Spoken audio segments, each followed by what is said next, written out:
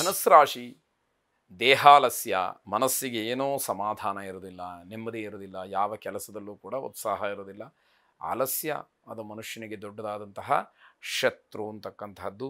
ಚಿಕ್ಕ ಮಕ್ಕಳನ್ನು ನಿರ್ಲಕ್ಷ್ಯ ಮಾಡಬೇಡಿ. ಅವರಲ್ಲಿರ್ತಕ್ಕಂತಹ ಒಂದು ಪ್ರತಿಭೆಯನ್ನು, ಅವರು ನಡ್ಕೊಳ್ತಕ್ಕಂತಹ ರೀತಿಯನ್ನು, ಅವರ ಹಾವಭಾವಗಳನ್ನು, ಅವರ ಮಾತನ್ನು ಗಮನಿಸಿ ಎಲ್ಲಿ ಅವರನ್ನು ತಿದ್ದಿ ತೀಡಿ ಸರಿಯಾದಂತಹ ರೀತಿಯಲ್ಲಿ, ಸರಿಯಾದಂತಹ ಕ್ರಮದಲ್ಲಿ, ಸರಿಯಾದಂತಹ ಮಾರ್ಗದರ್ಶನದಲ್ಲಿ ಅವರನ್ನು ಬೆಳೆಸಬೇಕು.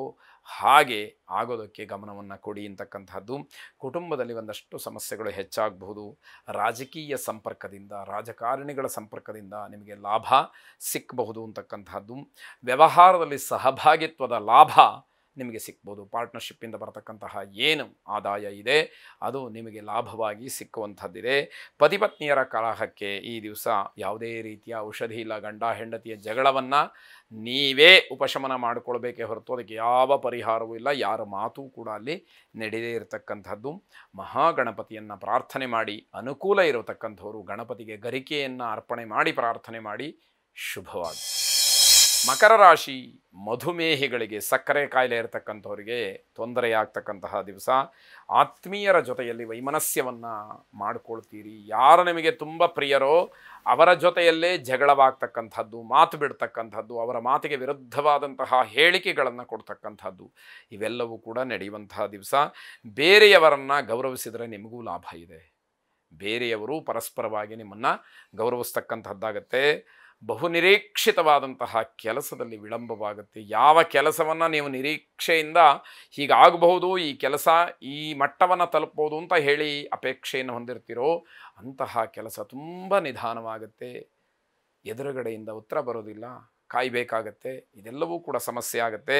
ವಿದೇಶ ಪ್ರಯಾಣ, ಪ್ರವಾಸಕ್ಕೆ ಅನುಕೂಲ ಇರತಕ್ಕಂಥದ್ದು. ಸರಿಯಾದಂತಹ ದಿನಚರಿಯನ್ನು ನೀವು ಆಯೋಜನೆ ಮಾಡಿಕೊಳ್ಬೇಕು. ಇವತ್ತು ಏನೇನು ಕೆಲಸಗಳನ್ನು ಯಾವ ಸಮಯದಲ್ಲಿ ಹೇಗೆ ಮಾಡಬೇಕು ಅನ್ನುವಂತಹ ಒಂದು ಪಟ್ಟಿ ಸಿದ್ಧವಾದರೆ ಅದರಂತೆ ನಡೆಕೊಂಡ್ರೆ ಅನುಕೂಲ ಆಗ್ತಕ್ಕಂಥದ್ದಿದೆ. ವಿಷ್ಣುತ್ರಯೀ ಮಂತ್ರವನ್ನು ಶ್ರವಣ ಮಾಡಿ. ಶುಭವಾಗಿ.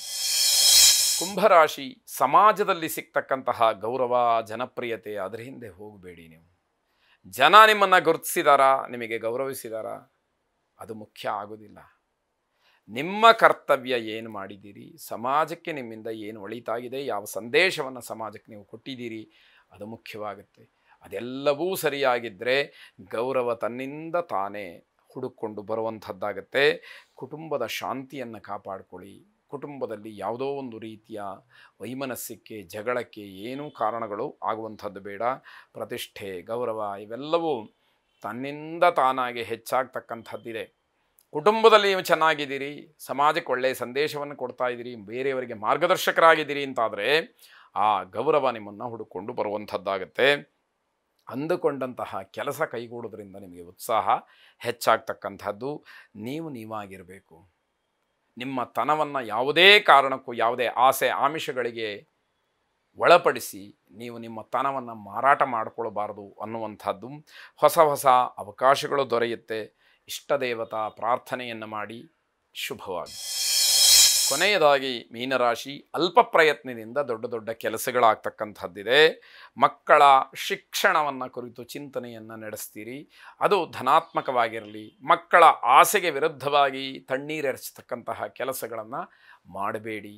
ಅವರ ಆಸೆಯನ್ನು ಸರಿಯಾಗಿ ಅರ್ಥ ಮಾಡಿಕೊಂಡು ಅವರ ಭವಿಷ್ಯವನ್ನು ರೂಪಿಸುವಲ್ಲಿ ನಿಮ್ಮ ಪಾತ್ರ ಏನು ಅನ್ನುವಂಥದ್ದನ್ನು ಗಮನಿಸ್ಕೊಳ್ಳಿ. ಕಾರ್ಯಕ್ಷೇತ್ರದಲ್ಲಿ ಉತ್ತಮವಾದಂತಹ ಪ್ರತಿಕ್ರಿಯೆ ಸಿಕ್ಕುವಂಥದ್ದಿದೆ. ಕಷ್ಟದಲ್ಲಿರತಕ್ಕಂಥವರಿಗೆ ಸಹಾಯವನ್ನು ಮಾಡೋದಕ್ಕೆ ಇದು ಸಕಾಲ ಪ್ರಯತ್ನವನ್ನು ಮಾಡಿ. ಭಗವಂತ ನಿಮಗೆ ಆ ಒಂದು ಯೋಗ್ಯತೆಯನ್ನು ಕೊಟ್ಟಾಗ ಒಳ್ಳೆಯ ಕಾರ್ಯಕ್ಕೆ ಉಪಯೋಗವನ್ನು ಮಾಡಿಕೊಳ್ಳಿ. ಮುಂದೆ ನಿಮಗೆ ಅವಶ್ಯಕತೆ ಇದ್ದಾಗ, ನಿಮ್ಮ ಮಕ್ಕಳಿಗೆ ಅವಶ್ಯಕತೆ ಇದ್ದಾಗ ಬೇರೆ ಯಾರೋ ಏನೋ ಸಹಾಯವನ್ನು ಮಾಡಬಹುದು ಅನ್ನುವಂತಹ ಭಾವನೆಯಿಂದಲಾದರೂ ಕೂಡ ನೀವು ಬೇರೆಯವರಿಗೆ ಸಹಾಯವನ್ನು ಮಾಡಿ. ವಿದ್ಯಾರ್ಥಿಗಳಿಗೆ ತಮ್ಮ ಸಾಧನೆಗೆ ಉತ್ತಮವಾದಂತಹ ಫಲ, ಅದಕ್ಕೆ ಪೂರಕವಾದಂತಹ ವಾತಾವರಣ ಇರುತ್ತೆ. ಕಷ್ಟಪಟ್ಟು ಅಧ್ಯಯನವನ್ನು ಮಾಡಿ ಈ ದಿನವನ್ನು ಯಶಸ್ಸಿನ ದಿನವಾಗಿ ಸ್ವೀಕಾರ ಮಾಡಿ. ಅದು ನಿಮ್ಮ ಭವಿಷ್ಯಕ್ಕೆ ಉತ್ತಮವಾದಂತಹ ಬುನಾದಿ ಆಗಲಿ ಅಂತಕ್ಕಂಥದ್ದು. ಹೊಸ ಆಸ್ತಿಯ ವಿಚಾರ ನಿಮ್ಮದಾಗ್ತಕ್ಕಂಥದ್ದು. ಅನ್ನಪೂರ್ಣೇಶ್ವರಿಯನ್ನು ಪ್ರಾರ್ಥನೆ ಮಾಡಿ. ಶುಭವಾಗಿ.